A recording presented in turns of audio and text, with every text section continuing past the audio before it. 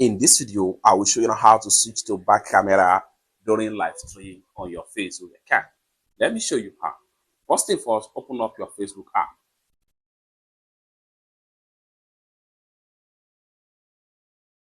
The next thing you want to do is to go ahead and click on your profile icon.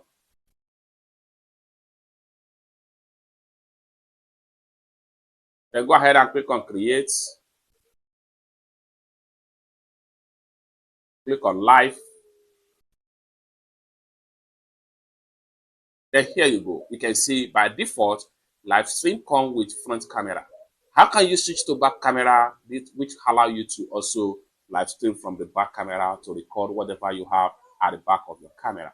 So for that, what you need to do is to double tap on the front camera. It's automatically switch right here. So you can see my palm right here, my hand right here has been recorded from the back camera. You can go on and then click on live, go to live right here.